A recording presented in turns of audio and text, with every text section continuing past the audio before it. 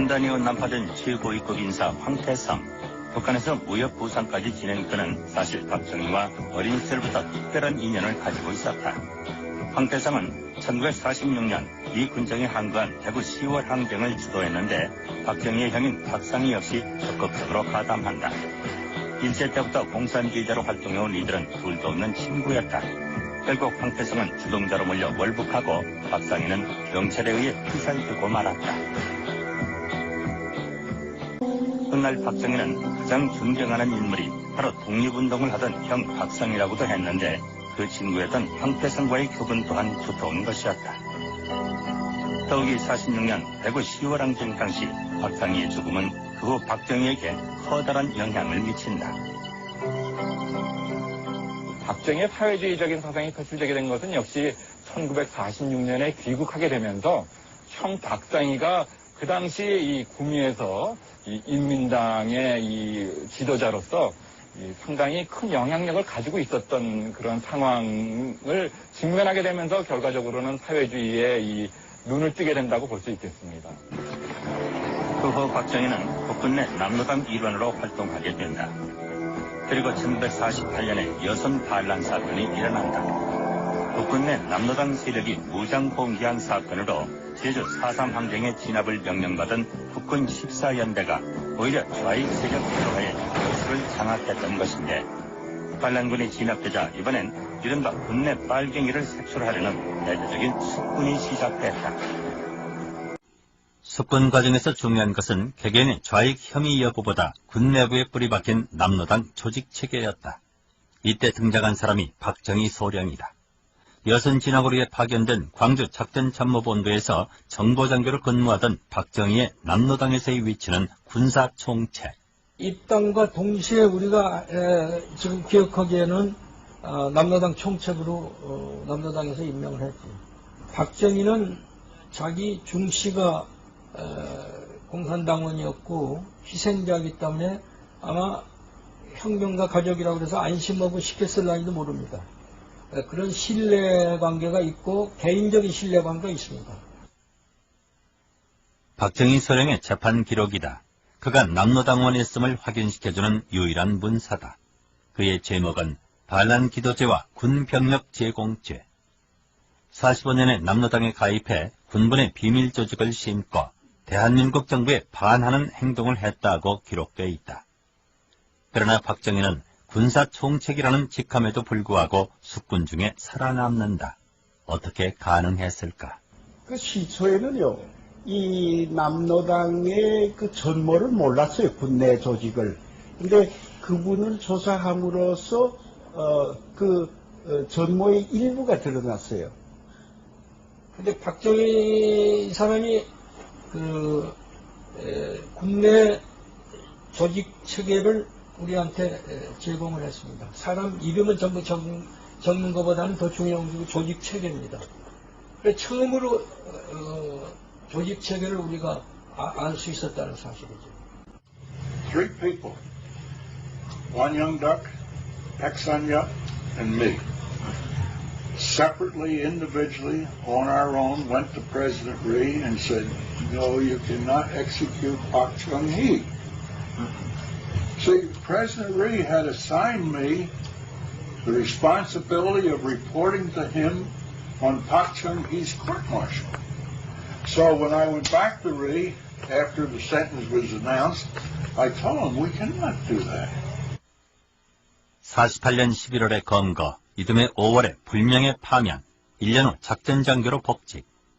박정희 소령이 숙군 지휘부에 제공한 정보가 단지 조직체계뿐이었을까? 그래서 박정희가 산 건 바로 그거라고 나는 생각하고 있습니다. 박정희 소령이 숙군 지휘부에서 전혀 몰랐던 새로운 동지의 이름을 추가했는지는 알 길이 없다. 다만 그의 입에서 나온 이름 김종석 중령은 그가 복직될 그 무렵 형장의 이슬로 사라진다. 김종석 중령은 처형 직전 웃으며 인민공화국의 적기가를 불렀다고 한다. 하우스만 요구에는 김종석에 대해 군사영화학교 출신의 수재로 정보장교로 키우고 싶었던 아까운 인재라고 적혀 있다. 박정희는 49년 단지 불명예 파면만을 당한다. 그리고 6.25가 발발하자 5일 후 다시 군에 중용됐던 것이다. 이러한 박정희의 사상 전력을 가장 경계한 것은 미국이었다. 미국은 5.16이 일어났을 때도 쿠데타 정권에 대해 의심을 버리지 못했다. There was suspicion in some of the reports from Korea that General Park was a long-time communist agent, and that this might bring he and some communists in his movement might bring about suddenly a reunification with North Korea under communist terms. 박정희를 주시한 것은 미국뿐이 아니었다. 북한 역시 황태성을 통해 박정희와의 접촉을 시도했던 것이다. 황태성은 간첩이라기보다는 그 일종 이 김일성의 밀사였어요. 특사였어요. 남한에 와가지고 한국에 들어와가지고 박정희 정권과 한번 통일 문제에 대해서 협상을 해봐라. 또 그보다 앞서가지고 5.16으로 집권한 박정희 주체 세력이 과연 어떤 생각을 갖고 있는지. 그냥 취미가 뭐냐? 정말로 평화통일을 할 생각이 있는가? 남북 협상할 생각이 있는가? 아니면 군사적인 목적인가? 좀 취미를 알고 싶다. 사실 1961년의 봄은 분단 이후 한반도에서 어느 때보다도 통일에 대한 논의가 활발하게 전개되고 있었다. 그리고 2년 후 황태성 사건은 세상에 알려지기 시작한다. 제5대 선거 유세가 치열해지면서 연일 황태성 사건이 톱기사로 다루어졌다. 다시 사상 전력으로 문제가 된 박정희에게 간섭 황태성은 결정타인 듯 보였다. 선거를 20일 앞두고 지방 유세를 단단 박정희는 사상 공세에 대해 정면 돌파를 시도한다. 간첩 황태성과의 관계를 인정한 것이다. 황태성은 나의 형과 친구였다. 어려서부터 집에도 놀러오는 사이였다. 또한 박정희는 각 신문마다 일면에 대형 선거 광고를 게재한다. 그는 자신의 사상 전력을 인정하면서 야당 인사들을 낡은 메카시즘의 잔재라고 반격하기 시작했다. 일체의 메카시즘을 타도 청소해야 할 공동의 전선에 서 있다. 오늘의 야당 인사들이 얼마나 많은 지식인의 진보적인 발언을 메카시즘의 수법으로 탄압해왔는가를 똑똑히 알고 있을 것이다. 선거전이 치열해지면서 사상 논쟁은 보수와 진보의 싸움이 되기도 했다. 박정희에 의해 자신을 빨갱이로 몰아붙이는 윤보선은 구시대의 보수주의자로 반공을 국시로 군사 쿠데타를 일으켰던 자신은 오히려 사상 문제로 죽음의 문턱까지 갔던 진보주의자로 주장됐다. 사상 논쟁의 경과라든가 결과를 놓고 볼 때 이것은 처음부터 어떤 계산된 득표 공작이었어요. 왜냐하면은 우리나라 이 해방 이후에 빨갱이 사냥이라든가 메카시즘적인 그러한 이 수법 때문에 국민들의 많은 사람이 시달림을 당했고 또 그에 대해서 이 반감을 역겨움을 가는 사람들이 많이 있는데 직접적으로 진보적이지 않더라도 소위 한국전쟁 과정에서 결국 색깔론에 시달려서 예를 들면 월북자라든가 연좌제에 의한 어떤 많은 한국의 피해자들이 있었는데 결국 윤보선 씨가 제기했던 결국 결국 사상 논쟁이라고 하는 것들이 그러한 많은 사람들에게 있어서 사실은 아픈 상처를 사실 건드려줬고 통일과 분단의 길목에서 이 땅의 무수한 양민들이 사상의 불례에 의해 무참히 희생됐다. 제주 4.3 사건, 여순 14연대 반란, 보도연맹, 거창 양민 학살 사건까지 그 피해자만도 25만에 이른다. 그렇다면 1963년 대선에서 사상 논쟁은 어떤 영향을 미쳤을까? 10월 16일과 17일 이틀간에 걸쳐 개표된 선거 결과는 막판까지 그야말로 박빙의 승부가 펼쳐졌다. 윤도선은 주로 도시에서, 박정희는 농촌에서 우세를 보였다. 승자는 박정희였다. 단 15만 표 차의 아슬아슬한 승리였다. 그 63년 대통령 선거가 사상의 문제, 그리고 한국 전쟁에서의 그 연좌제 문제, 이런 것들이 중점적인 큰 쟁점이 됐고, 그러한 것들에 의해서 많은 피해자들이 지지에 의해서 박정희가 정권을 잡을 수 있었는데, 그 결과는 아이러니하게도 그러한 그 바람과는 정반대로 극우 반공 체제, 그리고 연좌제의 강화, 이런 것이 나타났다는 측면에서 선거가 끝나고도 박정희는 끝내 황태성과 조우하지 않는다.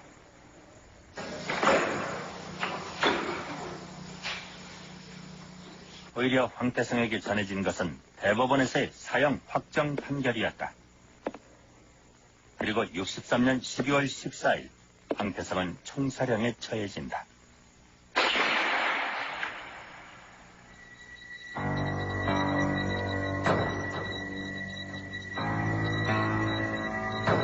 박정희가 제5대 대통령으로 취임하기 3일 전이었다. 사형 집행하지 않고는 취임사하기 힘들었다고 알겠어. 내 생각에. 집행하고 취임사. 그것이 무엇을 뜻합니까? 그래서 그때 이제 보면 알지만은 대남 비방 방송을 하지 않다가 황태성 사형 집행 이후에 대남 공개를 합니다. 왜 죽임에 한 뜻 합니다. 1963년 9월 25일 제5대 대통령 선거를 20여일 앞두고 있을 때였다. 선거가 막바지에 다다르면서 윤보선과 박정희 두 후보 사이에 박빙의 승부가 펼쳐지고 있었다. 쿠데타 이후 군복을 벗고 출마한 박정희, 인정이양이라는 약속을 어겼음에도 불구하고 그가 선전하고 있었다. 그때 윤보선이 사상논쟁의 포문을 열고 나섰다. 아무래도 박정희 사상이 의심스럽다는 것이었다. 3천만의 이름으로 박정희의 사상을 규탄한다. 박정희는 자유민주주의자가 아닌 것이 뚜렷하다. 나는 사대주의적 민주주의가 아닌 민족적 민주주의를 실현하자는 것이다. 공산주의자들이 혁명을 할 때 민족적 민주혁명이라고 한다. 나는 메카시즘이란 후라이팬에 달달 볶아 새빨간 빨갱이를 만들려는 수법이다. 박정희의 사상을 놓고 연일 폭로와 반박이 이어졌다. 아예 공화당과 박정희를 공산주의 집단으로 몰아붙이는 루머들도 난무했다. 무엇보다 박정희를 위해 김종필이 사전 소식한 공화당이 바로 공산당 자금에 의해 만들어졌다는 것이었다. 그리고 그 배후에 북한의 고위급 인사 황태성이 있었다. 그가 간첩으로 내려와 박정희와 김종필을 접촉했다는 주장이었다. 서울 일원에 그 삐라가 부러졌어요. 그 삐라에서 황태성 사건이 처음으로 거론돼가지고 정부는 황태성 사건에 대해서 규명을 하라. 그 진상을 밝혀라. 이렇게 삐라를 뿌려가지고 삐라에서 그거 밝혀졌죠. 이북에는 김일성이가 있고 남한에는 박정희가 있다. 이북에는 공산당이 있고 남한에는 공화당이 있다. 이런 식으로. 박정희도 3번 만났다. 어디서 만났냐? 반도 호텔, 800몇 통강, 그러니까 고무성도 박정희 정권에 대해서 very questionable. 이거 이렇게 되면 곤란하다 하는 걸 해가지고 신경을 많이 썼죠. 그 음모까지도 도사리고 있었다고 생각을 합니다. 저는 일체 그 사람 만난 일도 없습니다. 해방 후 번갈아 육군 참모총장을 지내던 두 사람 모두 봉천 군관학교 출신들이었다.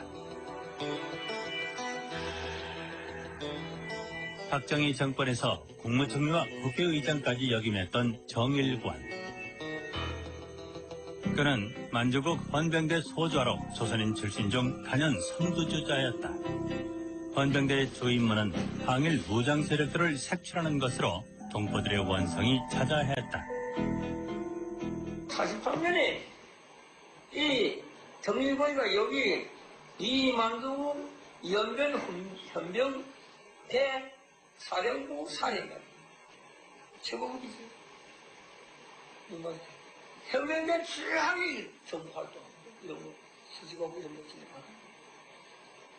그러니까 이게 남지 없으니까 문제 있겠다. 사령까지 되다니까 그게 조선 사람이 현병대 현병대 사령이 되다니 간단합니까? 정일권 같은 분은 그 완전 철두철미한 일본 제국주의에 가담한 사람이니까 그 우리의 원수라고 보죠, 여기서. 만주국 헌병대와 함께 가장 악명이 높았던 것은 당시 안도현에 있던 간도 특설대였다. 간도 특설대의 병력은 2개 대대군, 부대장만 일본인이고 장교와 병사들 모두 조선인이었다고 한다. 이 특설대 창설을 제안한 것도 만주국 참의를 지냈던 친일파 이범익이었다. 특설부대를 그래 조직한 겁니다. 38년에 12월 달에 아마 조직했습니다. 왜 조직했냐? 조선 사람으로서 조선 사람 통치해야 된다. 조선 사람이 반일부대는 조선 사람이 해야 된다. 이래서 기호하라. 이범익이가 저걸 주장했어요. 간도도 현병대에서 현병 분견대 대장하고 같이 토론했어요. 그래서 만든 겁니다. 간도 특설대의 임무는 바로 1930년대 만주를 근거지로 항일 무장투쟁을 벌이던 조선 북녘군 토벌에 있었다. 당시 소중연합군 형태로 재편된 동북 항일연군이 만주에서의 항일투쟁을 주도하고 있었는데 그중에는 조선인들도 적지 않았다. 이 간도 특설대라는 것은 아주 독특한 조직이에요. 이게 공식 조직이면서 동시에 또 별동 조직이기도 합니다. 이 간도 특설대야말로 바로 30년대부터 40년대 조선인들 항일 세력을 가장 악랄하게 추적하고 그다음에 죽이고 했던 이른바 토벌을 했다 그러죠. 그들 입장에서는 했던 가장 악명 높은 세력입니다.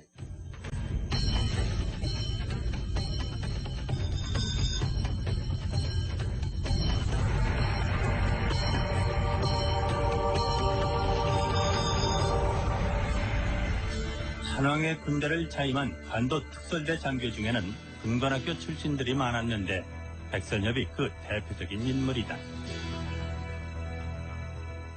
백선엽은 그의 자전적 회고록에서 군관학교 졸업 후 간도 특설대에 3년 동안 복무했다고 밝혔으나 그와 관련된 공식 인터뷰는 거절했다. 일제에 협력했던 만주 인맥들은 해방된 조국에서 다시 주도 세력으로 부상한다. 이 땅의 새 주인이 된 미 군정에게는 친일파 청산보다는 혼란을 수습하는 것이 먼저였다. 대한민국 10대제 친일파 청산하려는 법안이 남조선 가도 입법 어원에서 나왔어요. 이걸 미군정이 거부하는 겁니다. 그래서 미군정이 거부를 하는 바람에 실패하고 그래서 대한민국의 건국되는 그 순간에는 미군정이 심어놨던 친일파들의 군, 정치계, 경찰, 법조계 다 장악을 해버렸어요. 거기다 국내에 정치적 기반이 없던 이승만이 만주군 출신들을 자신의 친위대로 대거 등용했다. 첫째는 그 이승만의 정치적인 야욕이 아무래도 광복군 독립군은 기구 선생 쪽이고 자기하고는 입장이 다르잖아요. 자기를 지지하는 세력하고는. 그렇기 때문에 친일 세력을 등용하면은 약점이 크기 때문에 아주 부려먹기 쉽단 말입니다. 그냥 누구 죽여하면 죽일 수도 있고 엎드려 하면 엎드려 있을 수도 있고. 이후 한민 특유에 의해 친일파 청산이 시도됐지만 만주의 친일 혐의자에 대한 조사는 절대적인 시간과 정보의 부족으로 끝내 이루어지지 못했다. 이렇게 해방정국에서 말을 갈았던 만주군 출신들은 한국전쟁을 계기로 군을 장악하게 된다. 일본 헌병대 소자로 해방을 맞은 정일관은 육군 참모총장에 간도 특설대 출신의 백선엽 역시 육군 참모총장의 최연소 사성장군, 만주군 군의관이었던 원영덕은 초대 헌병사령관, 안동군 헌병대 출신으로 항일 세력들을 색출했던 김창룡은 육군 특무대장에 오른다. 이들이 승승장구할 수 있었던 것은 무엇보다도 이승만의 친위대 역할을 충실히 해냈기 때문이었다. 분단 이후 난파된 최고위급 인사 황태성. 북한에서 무역 부상까지 지낸 그는 사실 박정희와 어린 시절부터 특별한 인연을 가지고 있었다. 황태성은 1946년 미 군정이 항거한 대구 10월 항쟁을 주도했는데 박정희의 형인 박상희 역시 적극적으로 가담한다. 일제 때부터 공산주의자로 활동해온 이들은 둘도 없는 친구였다. 결국 황태성은 주동자로 몰려 월북하고 박상희는 경찰에 의해 피살되고 말았다. 훗날 박정희는 가장 존경하는 인물이 바로 독립운동을 하던 형 박상희라고도 했는데 그 친구였던 황태성과의 교분 또한 두터운 것이었다. 더욱이 46년 대구 10월 항쟁 당시 박상희의 죽음은 그 후 박정희에게 커다란 영향을 미친다. 박정희의 사회주의적인 사상이 표출되게 된 것은 역시 1946년에 귀국하게 되면서 형 박상희가 박정희의 남로당에서의 위치는 군사총책. 입당과 동시에 우리가 지금 기억하기에는 남로당 총책으로 남로당에서 임명을 했지. 박정희는 자기 중씨가 공산당원이었고 희생자이기 때문에 아마 혁명가 가족이라고 해서 안심하고 시켰을지도 모릅니다. 그런 신뢰관계가 있고 개인적인 신뢰관계가 있습니다. 박정희 소령의 재판 기록이다. 그가 남로당원이었음을 확인시켜주는 유일한 문서다. 그의 제목은 반란 기도죄와 군병력 제공죄. 45년에 남로당에 가입해 군분의 비밀 조직을 심고 대한민국 정부에 반하는 행동을 했다고 기록되어 있다. 그러나 박정희는 군사총책이라는 직함에도 불구하고 숙군 중에 살아남는다.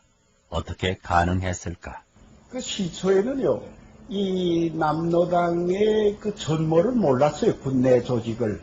근데 그분을 조사함으로써 전모의 일부가 드러났어요. 근데 박정희 사람이 군내 조직 체계를 우리한테 제공을 했습니다. 사람 이름은 전부 적는 것보다는 더 중요한 게 조직 체계입니다. 그래서 처음으로 조직 체계를 우리가 알 수 있었다는 사실이죠. Three people, one young duck, Pak Sun-yuk, and me. Separately, individually, on our own, went to President Rhee and said, no, you cannot execute Pak Chung-hee. See, President Rhee had assigned me the responsibility of reporting to him on Pak Chung-hee's court-martial. So when I went back to 그 당시 이 구미에서 이 인민당의 이 지도자로서 상당히 큰 영향력을 가지고 있었던 그런 상황을 직면하게 되면서 결과적으로는 사회주의에 이 눈을 뜨게 된다고 볼 수 있겠습니다.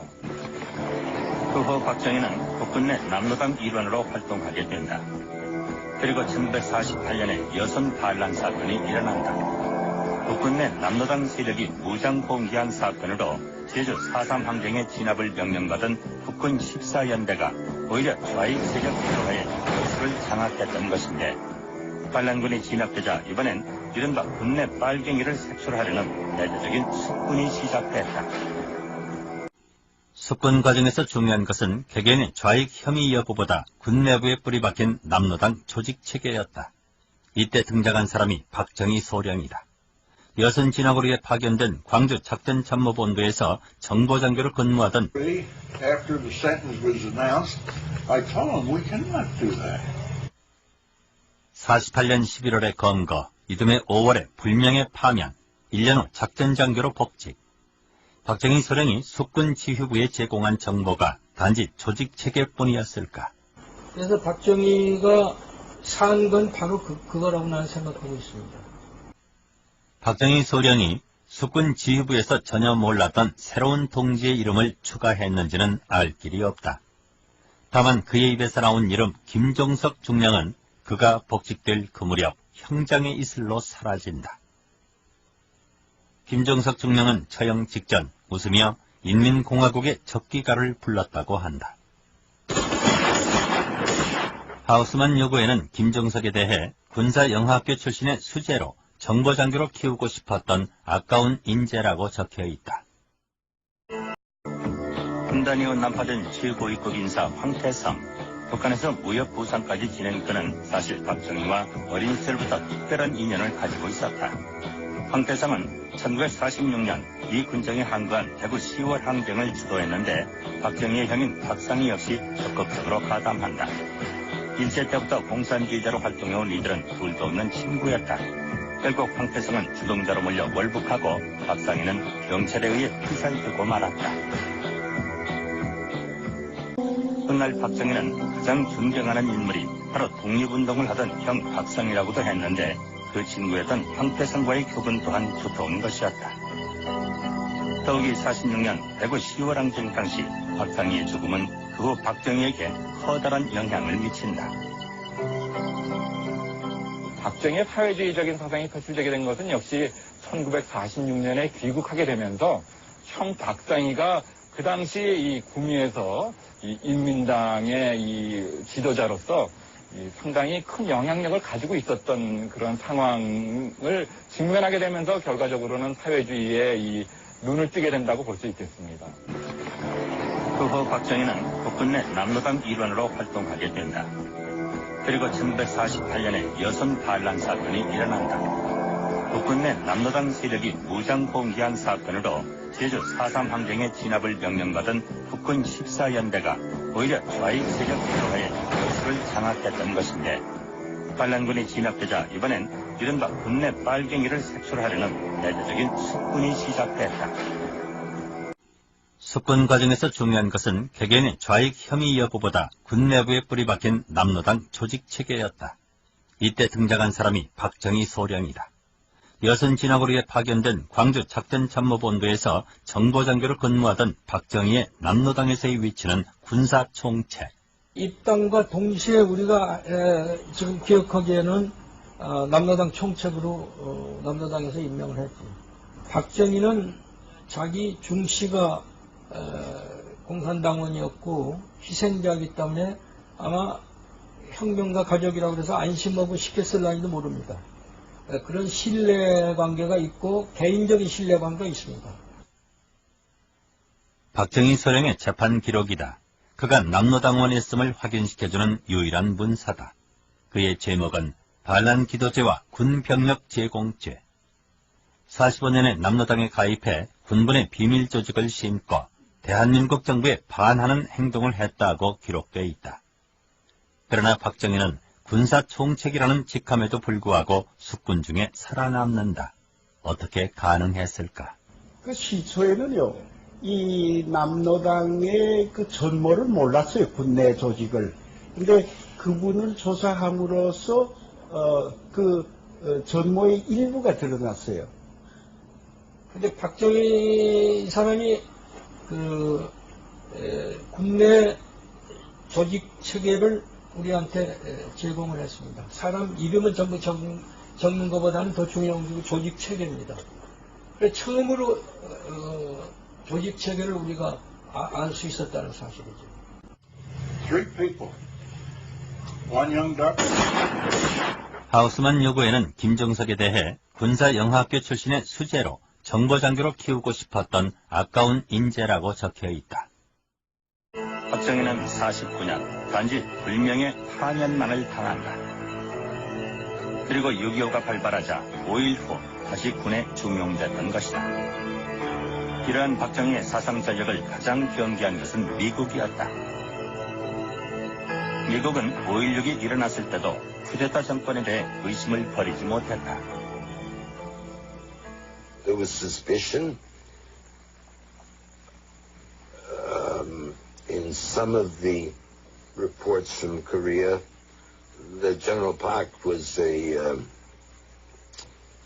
longtime communist agent, and that this might bring he and some communists in his movement might bring about suddenly a reunification with North Korea.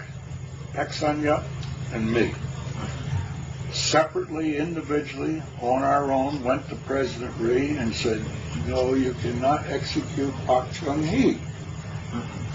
See, President Ri had assigned me the responsibility of reporting to him on Park Chung-hee's court-martial. So when I went back to Ri, after the sentence was announced, I told him we cannot do that.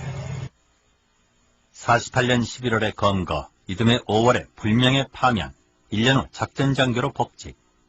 박정희 소령이 숙군 지휘부에 제공한 정보가 단지 조직체계뿐이었을까? 그래서 박정희가 산 건 바로 그거라고 나는 생각하고 있습니다. 박정희 소령이 숙군 지휘부에서 전혀 몰랐던 새로운 동지의 이름을 추가했는지는 알 길이 없다.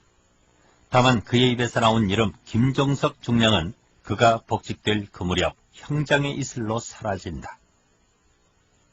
김종석 중령은 처형 직전 웃으며 인민공화국의 적기가를 불렀다고 한다.